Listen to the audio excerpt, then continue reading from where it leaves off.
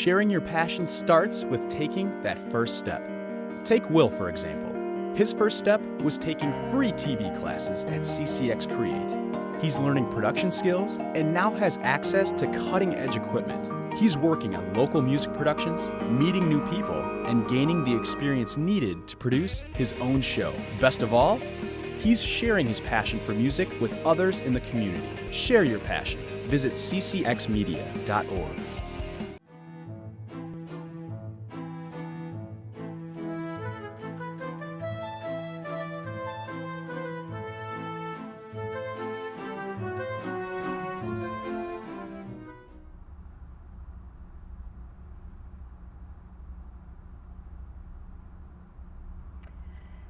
Hello and welcome to BookBeat. My name is Sue Ellen Zagrabelny and I will be your host. Our guest today is Nora Murphy. Welcome, Nora. Thank you. She's the author of White Birch, Red Hawthorn, and it is a memoir. And could you let our audience know what a memoir is in comparison to other works of literature? Yes, absolutely. I will try to give that my best answer. First of all, thank you so much for inviting me to your show. I'm really happy to be here, and it's a great treat. It's a treat to have you here as well. Thank you. Memoirs tend to be a personal story using the form of the essay. And essay is a form that originated in the 1700s with the French author Montaigne, who created this term essay in French, which means to try. And I always have been inspired by that it's not, an essay doesn't mean you find the exact answer or the final conclusion, but that you get to try and try again and explore a topic. So for me, with this book, which explores the histories and the implications of European Americans settling this land and the cost that settling had on Native peoples then and today, I didn't feel like I had a conclusive answer, that I was more in the mode of exploring and trying to understand that story. So the memoir and essays, personal essays, were a really good form to match the exploration that I wanted to undertake. That's really an interesting comparison rather than jumping into a nonfiction. This is the subject and this is bit by bit by bit.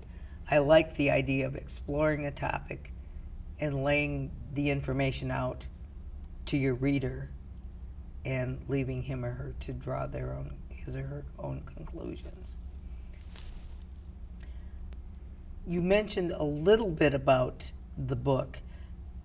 Would you care to elaborate just a little bit to tell our viewers what they might expect picking up this book? Absolutely. White Birch, Red Hawthorn is a memoir, as we've said, and it does explore what it means to be a Minnesotan and what it means to be an American, with particular attention to the cost of immigration from Europe and the cost of the terrible pain that was caused to the Native people who lived in this land first before we arrived here and live here today. So in a way, White Birch, Red Hawthorn is the story of how I had to relearn what it meant to be a Minnesotan. And that story I learned isn't just mine alone.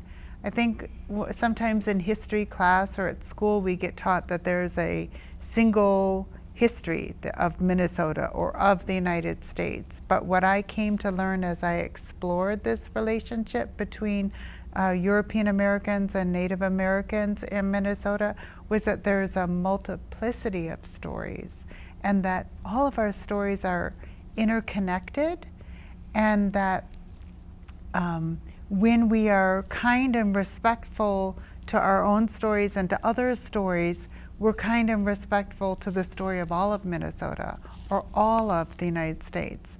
But if we neglect any of the stories that make this beautiful, infinite kaleidoscope of meaning in place and in time, then we neglect our own story too. Fascinating. Oh, that is well said. The respect for story, of the meaning that it carries, and unfortunately, the winners or the conquerors write history, and we are living in a time of that. That history is being skewed, and it has been skewed since time immemorial by who the victors are. And what I'm hearing you say is that when you pay attention to all aspects of the story surrounding a particular incident, it makes it more meaningful. Yeah. You mentioned the Native community. How did you come to work with the Native community, and how has that informed the rest of your work? Well, I have been a grant writer for small nonprofit organizations for almost 30 years. And I began working in the Southeast Asian community in the Twin Cities as a grant writer and communications person. And I was really inspired by, in particular, some of my Hmong and Vietnamese colleagues whose ties to their cultural traditions were so alive and vivid and a part of their daily lives because they had just arrived here. So they were still very connected to their cultural traditions and lineage. And at that time I began wondering, well, what are my ties to, what's my culture? And for some reason, I felt like the answer somehow lay in finding out more about Minnesota history and what happened here. And I ended up taking a position at the Minneapolis American Indian Center in 1995, where again, I served as a grant writer and curriculum person for a wonderful Native youth program called the GNU Golden Eagles Youth Program. And while I was working there at the Indian Center, I began to see once again that my colleagues who were American Indian and belonged to tribes in Minnesota and in this urban community, even there were people from tribes outside of Minnesota, that they had such strong continued connections to their cultures, much as I'd seen in the Hmong and Vietnamese communities. And I started really asking myself some tough questions then. Well, I knew that the Hmong and Vietnamese colleagues that I worked with and families were just newly coming to the United States. But American Indians had been here longer than my family, but I was learning all new information. How was it that I didn't know the stories of my American Indian colleagues? All of a sudden it occurred to me that there was this huge chunk of American and Minnesota history that I knew absolutely nothing about. And I felt really two strong impulses. One was a really deep longing to connect back to my culture, whatever that would be. And the second was to begin to unlearn some of that hiddenness, to remove the layer of denial over the experience of American Indians and to really dig into that. So that's kind of how I got started. I say that there was I had a physical experience in my body of dis-ease, not disease, but in a way it was dis-ease.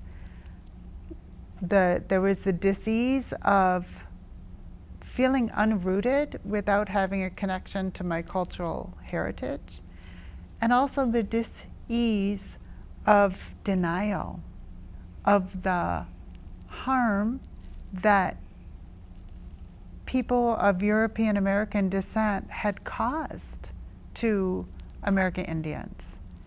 And finding out about that harm and finding out about the denial and finding about if there are ways to unlift those veils of denial so that healing can happen has really energized me for the past 20 years. Fascinating. I think this would be a really good time for you to read something from your book about rediscovering that family history. It's a section in the book called that's titled Stranded. Would you read from there, please? Absolutely. Thank you so much. Yes, this is the beginning of the book, Stranded, and I'll read not the whole thing, but a chunk of Good. it. Okay. Every good road trip has a few unexpected mishaps and wrong turns. Not always a bad thing. Getting lost can introduce us to new places and perspectives that we might not have seen had we stuck to the original plans. That's what happened to me when I began working at the Minneapolis American Indian Center in 1995. So far, this journey has no final destination. New lessons and perspectives continue to emerge, like the time a few years ago my engine cut out 100 miles north of the Twin Cities while heading back to St. Paul after a weekend visit with friends on the White Earth Reservation. My father's hand-me-down old Chevy sputtered and then went silent, giving me just enough time to steer on to the shoulder of the freeway and come to a stop. Cars, trucks, and SUVs whizzed past, shaking my rickety legacy. I stared out the window and pondered the next move. Flip open my cell phone and call AAA? Wait for a highway patrol to find me? I couldn't decide. I'd fallen into a momentary deep freeze, that numb place where animals take shelter when on high alert. Then it hit me. I hadn't broken down in the middle of nowhere. I had broken down somewhere very specific, a maple woods. The numbness lifted. I dug through my wallet, located the roadside emergency number, and called for help from my cell phone. Then I settled in, awaiting rescue. This forest of maples was my father's family, the Murphys' origin point in Minnesota. It was our American genesis. My hand-me-down Chevy had died less than 10 miles from the homestead my great-great-grandparents had claimed there 150 years earlier. For most of my life, I knew next to nothing about this place or these distant relatives. I didn't even know their names. I knew only the same shadow story most Americans with European ancestry like me know about our past. 1, 2, 3, 4 more generations ago, family members had pulled themselves up by the bootstraps and passed their profits on to the next in line. My great-great-grandparents had left these woods and headed to the cities in search of work, first to nearby St. Cloud and then to St. Paul. Oh, I grew up with evidence of their pathways to success. I saw my father's father and his father's imprint in the domes of the cathedral and the Capitol. I knew the streetcar line my great aunt took to work in an office downtown, and the name of the high school where my grandmother taught English on the east side. I knew the parish churches where these relatives had married, prayed, or been buried from. But their backstory? Nothing. It had been wiped clean away, felled from my family, like so many others in this nation. I only knew that my nameless immigrant ancestors were from Ireland, and they'd left after the potato famine. I didn't know where they were from on their native island, and I certainly didn't know if they longed for home once they got here. It was as if they had been airlifted to America and spread amnesia like fairy dust into the woods. Where had my ancestors left our story? I can only imagine. One fragment may rest in the harbor at Cove as they boarded a famine ship.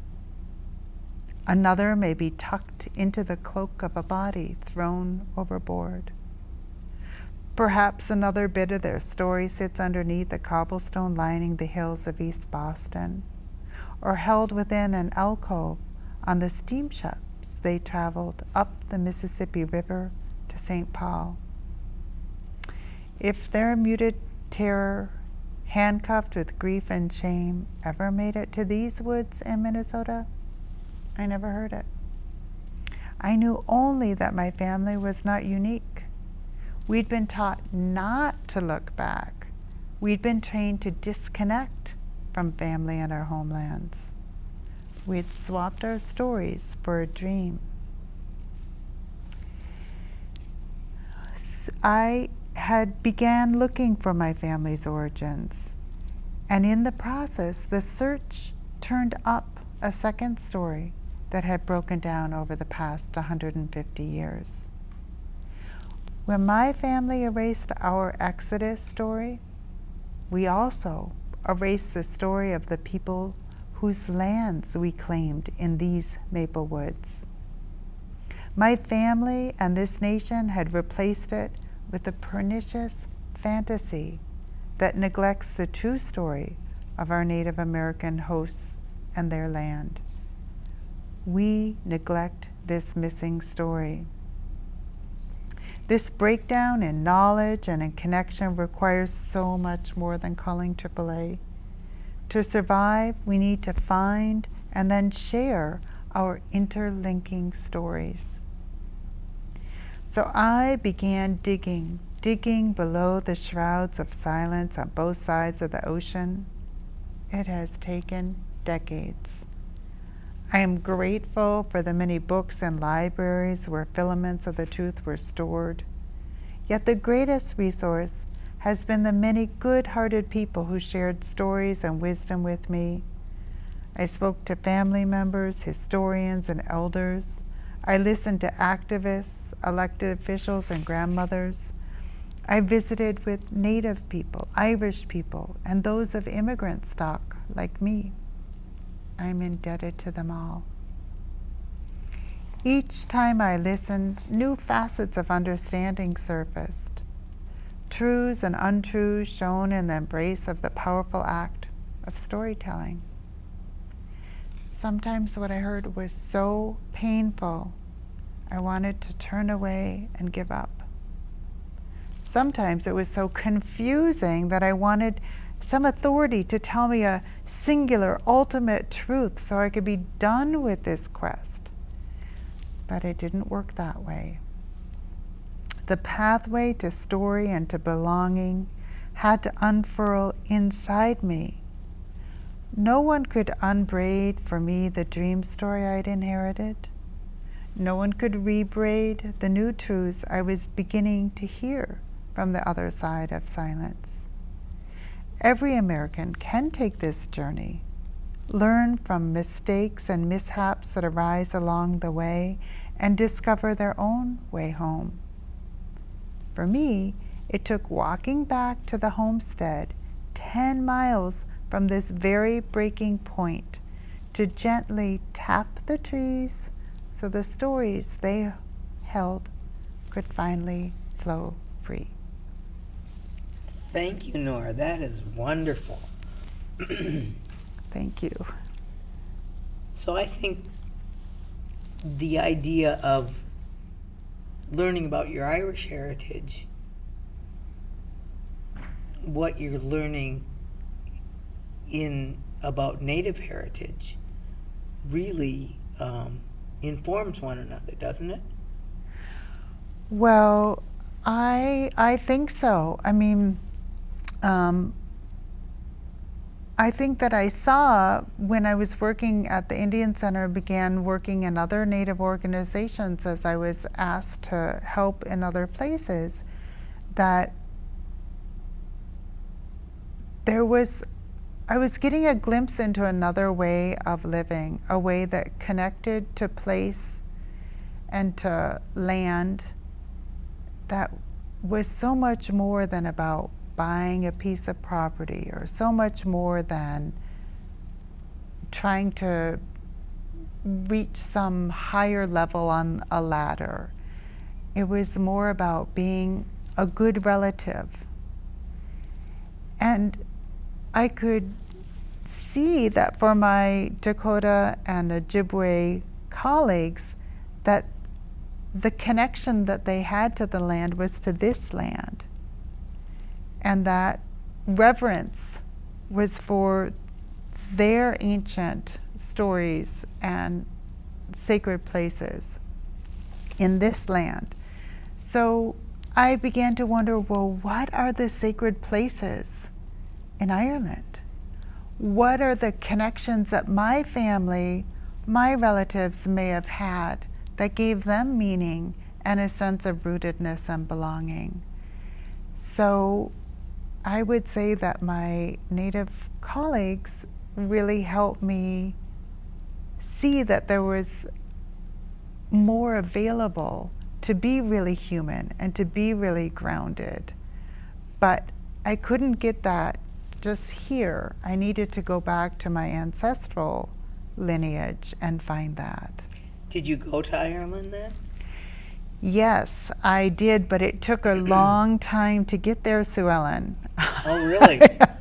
Because as I mentioned in that opening section, Stranded, I didn't know any relatives, and no one in my family knew. In fact, I remember asking my grandfather, Murphy, well, who were our relatives? Where did we come from? And he just brushed it off. Oh, we're just potato famine Irish. We had no information. So through kind relatives who had been digging up different pieces of family history, and probably everyone has that person in their family who records things. Yes. And sort of, I say, skipping stones of stories and little bits of information that came my way, I figured out that we were, thanks to the help of these other relatives, we were probably from North Tipperary in Ireland. And that's a landlocked county in the southern part of the country. So I went online to the Tipperary Historical Society and started writing emails and asking, did anyone know of anyone named? And it took many years before people finally responded. And I finally found a connection. And that process is described in here. But finally we did make it to Ireland and get to meet with relatives who live in. Exciting. And we actually got to go to the homestead where my great-great-grandmother was born. Oh, wonderful. And that really shifted my sense of who I was as a person, to connect back in that way to a very special place back in Ireland. Wow, that's got to be tremendous feeling to make those discoveries. My family is from Poland. Okay. And it's very difficult to do research on genealogy from Poland for some reason. And we have very little. So I'm kind of at the beginning of that journey of wondering who my ancestors are. So I laud you for being able to make that discovery and to continue making that discovery, because it sounds like the journey's not over. The search is not over. Am I correct?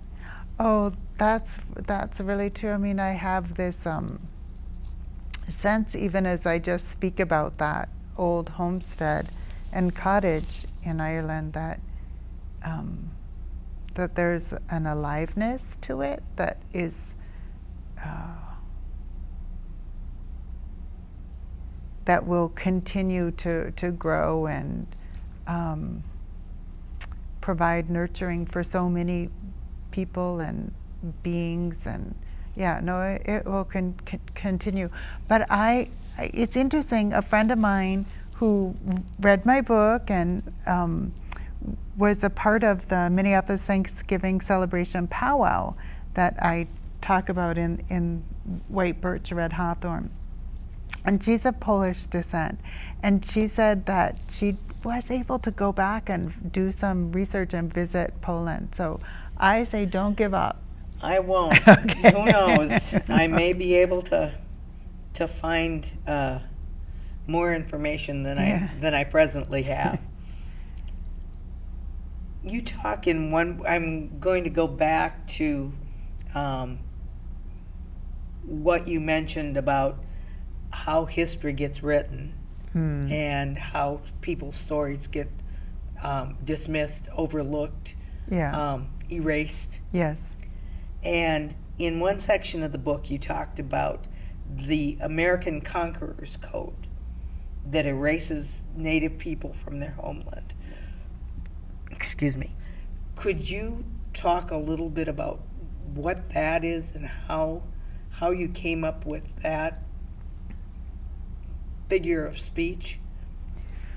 Sure. I use the phrase Conqueror's Code to mean a sense of entitlement, a sense of being able to control, to own, to take whatever we see in front of us.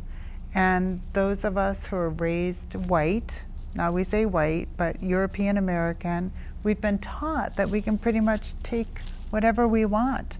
I can take a little this, take a little that, it's mine. You know, we just have been trained that way in our systems of economics and our systems of government and our systems of what's culturally deemed valuable, all support this privilege and continued kind of taking for whatever we want. And it's important to remember or to know that that's not just like a personal failing or that all white people are bad or anything like that. If we look historically, the European monarchies and the popes and then later the Church of England set up, when those countries in Europe were beginning to conquer different countries, they set up laws and codes that gave permission from their government's perspective, from their nations, that they could simply claim the land. And I do describe in White Birch, Red Hawthorn some of what those laws were and how they have been passed along. So the term manifest destiny is one of the legal properties by which an American can claim and take land. So that is grounded back several hundred years ago in English and Spanish, Italian law. So it's not like my grandparents or great-grandparents woke up one day and said, oh, I want to just take. No, no, no. we've been trained in this, and all of these legal systems had been set up to support that. But what I think is really important is then if you remember, oh, okay, so that's one way of looking at the world and one way of telling the story. But let's let go of the paradigm of Europe and of the colonists from the European nation states, and let's go and maybe ask some of our native hosts, what did it look like from here, from this perspective, looking east over to Europe? What did you see? What did you experience? And turns out there was a very different concept of what land meant, a different relationship to the land and to all beings and to relatives and to other nations. And that would be a one of kindness and compassion, and one of deep respect. So as I began looking into all of these different pieces of this untold story of U.S. and Minnesota history, it's like, oh, okay, so how did it then happen that this land, for example, the 160-acre homestead in the Maples that my great-great-grandparents from Ireland took, how is it that that land came to them?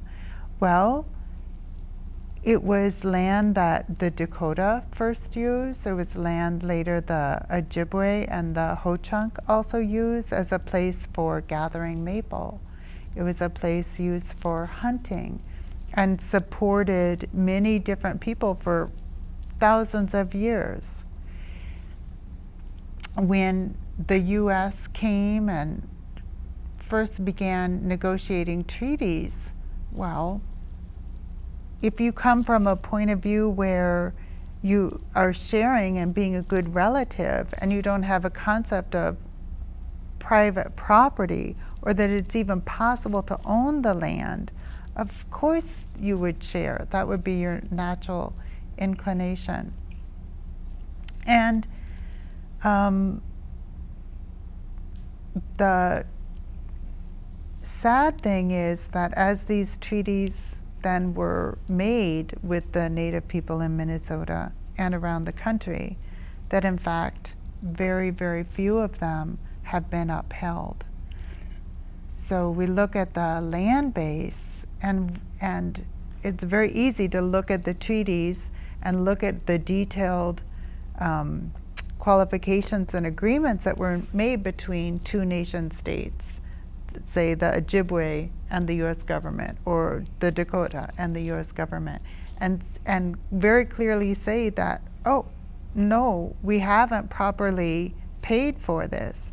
So if you went into Walgreens and wanted to get some shampoo and mosquito repellent and sunscreen for your July 4th picnic, and then you're like, well, I don't really want to pay it, you wouldn't be able to leave Walgreens, would you?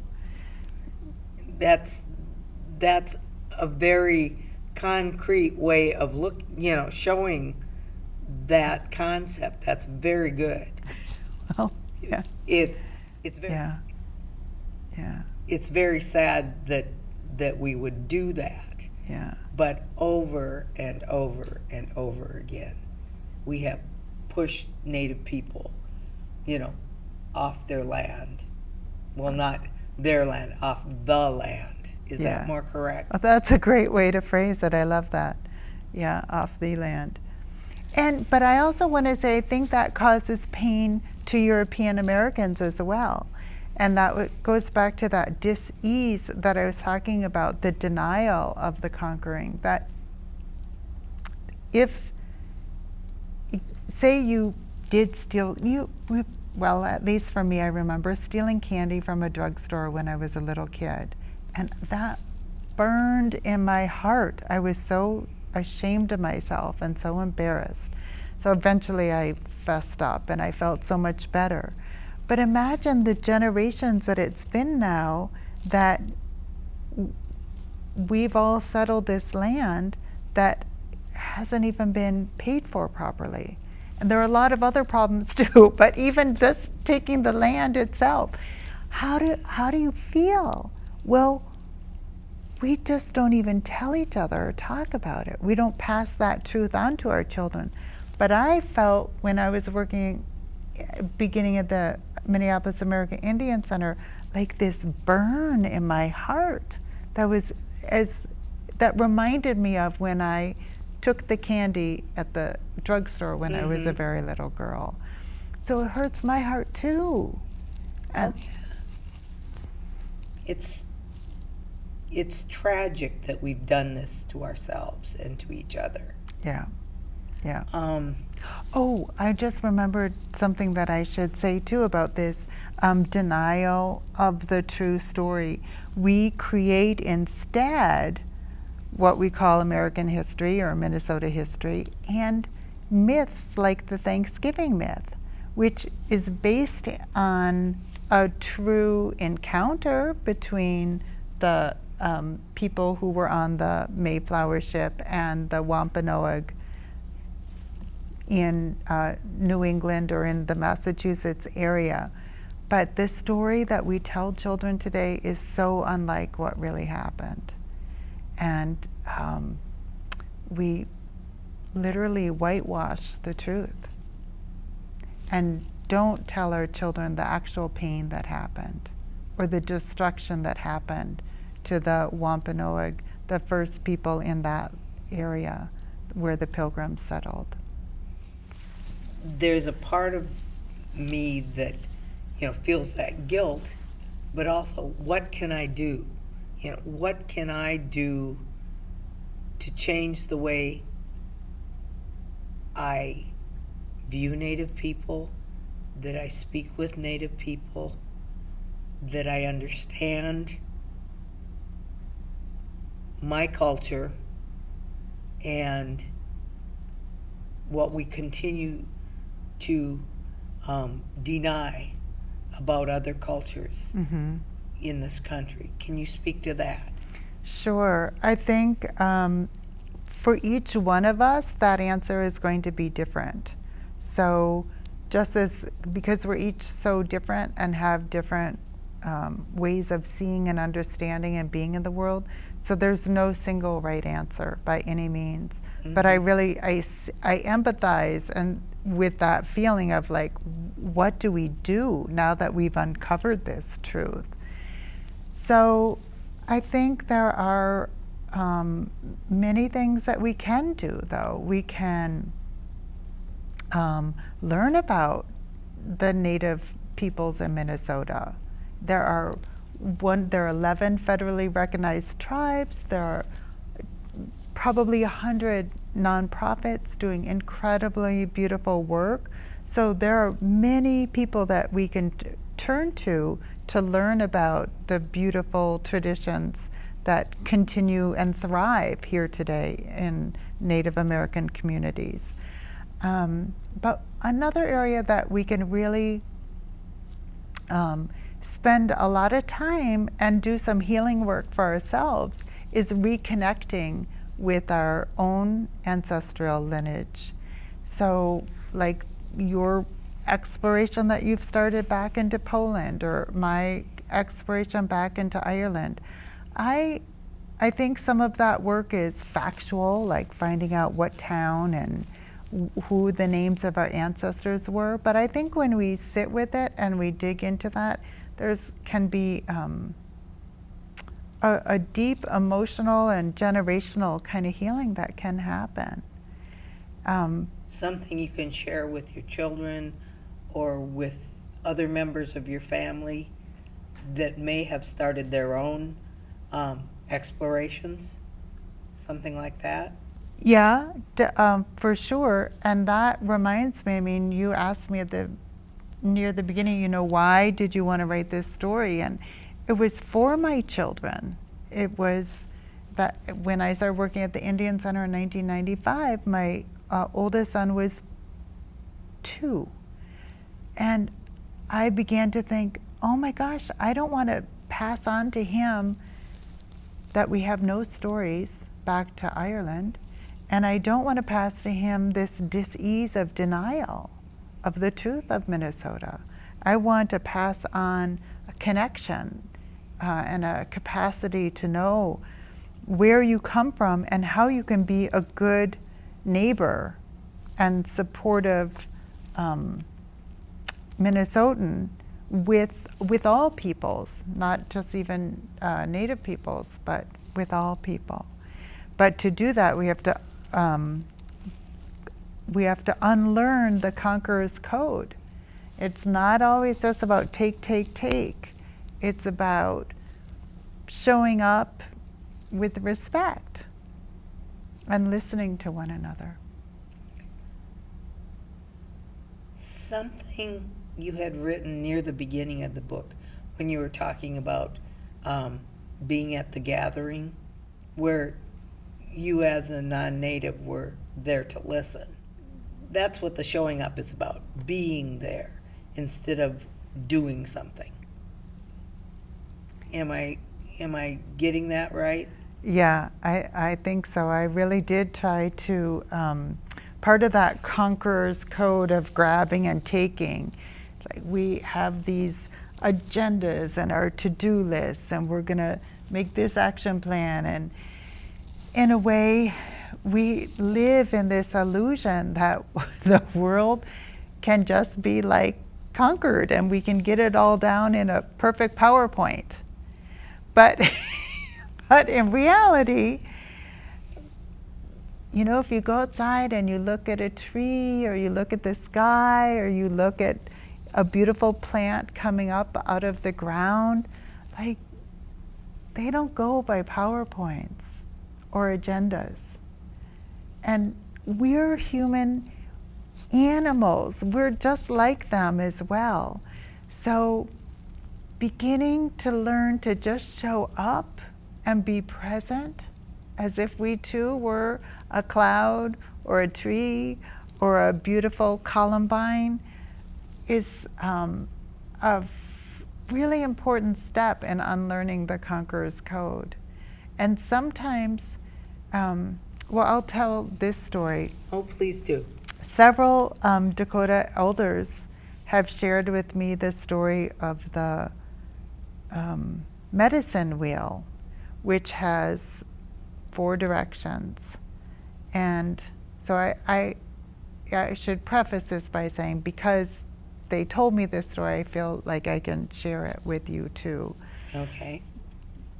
So it's, we have to be careful about what stories we share. Mm-hmm. But the 2 Dakota elder men told me about how the 4 colors and the 4 directions represent the 4 different kinds of people on the earth. And there's white for white people, and red for Native people, and black for black and brown people, and yellow, it could be considered derogatory, but in that way of thinking it would be considered for Asian people. So it's obviously no one is 100% white, yellow, red, or black. So it's a metaphor. But it said that each group of the people have different gifts. And the gift for white people is fire, which is the gift of motion. So all that doing and grabbing, we're really good at that. But the 2 elders also said that if we have too much fire, what's going to happen to the world? Immolates. So the other part of the teaching is that we need everyone at the table, and we need everyone's gifts, but we don't want to burn up.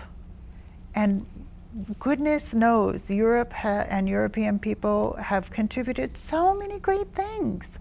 I mean, imagine all the wonderful things that people have discovered and brought into the world. But we also need the gifts of other people at the table so that we will survive. Well said. I'm just passing on the Yeah, the but story. well said to those elders who have that wisdom to share. Yeah, yeah. And it brings me to think about the other people that should be at the table that aren't acknowledged, like the discoveries that have been made by black people and brown people that get overlooked. That, did you know that this scientific discovery was made by a black man or woman? This scientific discovery was made by an Asian man or woman. Again, that amnesia of the European American amnesia that everything has got to be discovered or done by a white person. That just struck me as you were saying this. Mm-hmm. And we've all got a real lot to learn. Yes, we is do. what I'm hearing. Yes. We sort of have a standard white is right, and that is really causes harm. Back to what we were saying earlier about that all of our stories are connected. So if we don't listen to everyone's stories at the table, we cause a lot of harm. Mm-hmm. And if we go up in smoke, Sue Ellen, we're all going. That's right. Exactly. Exactly. You mentioned the myth, the negative kind of myth that we tell our children about the first Thanksgiving or other myths that we perpetrate. Mm-hmm. Do Native people approach myth in a different way? Is it more grounded in their culture, that it's a real part of their culture instead of being a negative thing? Or a make-believe thing, or a make-believe thing. Cinderella or whatever would be considered sort of a make-believe myth. I can't answer that authoritatively because I'm not American Indian, but what I have been told and seen is that teaching stories are a really powerful way for teaching. And sometimes there are myths. There are trickster figures in both Ojibwe and Dakota stories, for example. And you could call them myths. And they aren't meant to give you a direct answer, A is to B, but they provide a roadmap for exploring and contemplation. That goes back to what you were saying at the very beginning of our discussion today, that the essay is a form of exploration. So these stories are giving rise to opportunities for exploration, is what I'm hearing. Yeah, that's very well said. This is fun. We're running out of time. 2 questions I had relate to why you chose to name your chapters about trees, and is there a significance of tree lore in the culture that you've discovered about yourself or that you've observed or learned about in Native culture? Yeah, I picked trees as a central theme, or I should say they picked me. Okay. Because as I described in that opening section, I was literally stranded 10 miles from that homestead that my great-great-grandparents had claimed. And it was a virgin maple grove that they and other settlers from Ireland destroyed. And they turned that wooded area into farmland, and they built churches and schools. They were like Laura Ingalls Wilder in the big woods, taking the wood and doing whatever they wanted with that land. And I think there's a time and place, absolutely, for humans to benefit from the gift of the trees. But what we didn't do was think about the native hosts who were living there and needed to survive on the gifts of the trees as well. So we didn't take that into consideration. And because of that, those maple woods have kind of stirred inside me in an uncomfortable way, like, what were the maples trying to say? If they could speak now, what would they say to me? And then I started reading more about trees in Ireland and discovered that trees were very sacred to the Irish people, so, and had a lot to say, and had many gifts. So then I started thinking, oh, well, if I can't go back in time to do something different with the maples that my great-great-grandparents from Ireland claimed, and I can't move myself to Ireland and become a druid back in Ireland in the 2017, but I can start with the trees in my front yard, or just in my yard. And there was a crabapple tree in my front yard as I was working through and exploring this journey into relearning what it means to be a Minnesotan and an American. And that crabapple tree was dying. And I decided I really wanted to write about that tree as well. So as I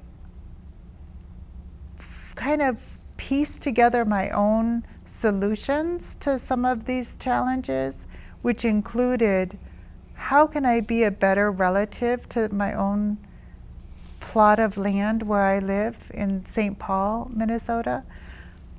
How can I be a good relative to the tree and to this crabapple tree? Then, oh, now I have crabapples, and I have the sacred oak of Ireland, and there's the, I discovered that the oldest trees in Minnesota are cedar trees there are cedar trees in the north eastern part of the state that some say are 10,000 years old. Oh my goodness. Isn't that amazing? So I wanted to explore what the trees had to say. But again, the impetus was back to that 160-acre maple wood. Wow. And I want to say that this beautiful cover on my book was designed by Asia Erdrich, who is a painter and the daughter of Louise Erdrich, the writer. I was wondering if they were related. Yeah, and she has the red hawthorn here, which turns out was a very important tree in Ireland and also found in Minnesota, and then the birches. So I love that design. And then inside, there's a photograph that a friend of mine shared with me to include in the book of a sacred tree, maple tree, a sacred maple tree up at White Earth in Minnesota. Okay. So I'm really grateful for artists who can depict beautiful trees to go with the words. You mentioned off camera that there were people that you wanted to thank that were instrumental in you being able to carry off this book. Would you like to speak about them? Oh, thank you so much. I did say in the beginning about our interlocking stories and how to do this exploration I had to talk to so many people. And there are elders who were so helpful to me along the way. And I would like to thank especially Herb and Patty Sam, who are wonderful people and leaders in the Ojibwe community up at Mille Lacs Indian community. And I would like to thank an elder who has passed away now, Chris Leith, who was a revered leader at the Prairie Island Indian community in outside of Red Wing in Minnesota.